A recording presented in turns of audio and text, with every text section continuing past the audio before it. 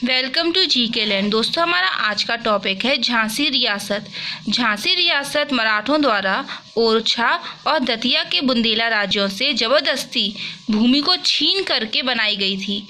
झांसी का दुर्ग 1618 ईस्वी में ओरछा नरेश वीर सिंह ने बनवाया था। 1802 ईस्वी में बेसिन की संधि के द्वारा पेशवा ने मराठा आधिपत्य वाला जो बुंदेलखंड क्षेत्र था वो कंपनी सरकार को दे दिया था, सौंप दिया था। कंपनी सरकार के राजनीतिक प्रतिनिधि जॉन बेली या फिर जॉन बेली के साथ झांसी सूबेदार शिवराव भाऊ, जो कि 1794 से 1815 ईस्वी तक थे, उन्होंने 6 फरवरी 1804 ईस्वी को संरक्षणात्मक संधि संपन्न की।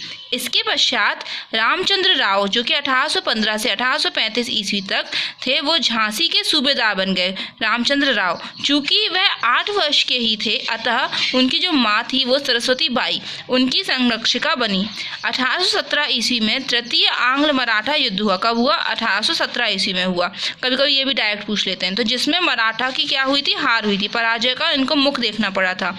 16 अगस्त 1835 ईस्वी को कर्नल स्लीमैन झांसी आया था। 1843 में गंगाधर राव ने झांसी के प्रशासनिक अधिकार कंपनी सरकार को सौंप दिए थे। गंगाधर राव ने 1843 ईस्वी में 50 वर्ष की आयु में 9 वर्षीय मणिकर्णिका लक्ष्मीबाई से पुनः विवाह किया। मणिकर्णिका का ससुराली नाम जो था वो लक्ष्मीबाई रखा गया था। मोरोपंत तांबे लक्ष्मीबाई के पिता भी झांसी में ही रहने लगे थे। 16 वर्ष की आयु में लक्ष्मीबाई को एक पुत्र हुआ जो 3 माह की आयु में ही मृत हो गया था। इसके बाद लक्ष्मीबाई ने अमाता चुड़माबाई के भाई आनंद राव को गोद लिया एवं उसका नाम दामोदर राव रखा। कई बार ये पूछ लेते हैं कि जो दामोदर राव थे उनका पहले का नाम क्या था, तो मतलब कि ओरिजिनल नेम क्या था? वो था आनंद राव, ठीक है। और वो दत्तक पुत्र थे, मतलब कि गोद लिए गए पुत्र। तो 21 नवंबर 1853 ईस्वी को गंगाधर राव की मृत्यु हो गई। लॉर्ड डलहौजी ने दामोदर राव, जो कि दत्तक पुत्र थे, गोद लिए गए पुत्र थे, उनको उत्तराधिकारी मानने से ही इनकार कर दिया, मतलब अस्वीकार कर दिया। 1854 ईस्वी में लॉर्ड डलहौजी ने झांसी रियासत का विलय कंपनी सरकार में कर दिया, जिससे कि नाराज होकर लक्ष्मीबाई ने 1857 ईस्वी में बखतबली एवं मर्दन सिंह के साथ मिलकर अंग्रेजों के दांत खट्टे कर दिए थे, ठीक है। 18 जून 1858 ईस्वी को लक्ष्मीबाई का देहांत हो गया था। फिर हम देखते हैं हमारी कौन सी है नेक्स्ट और सबसे लास्ट, अजयगढ़ रियासत।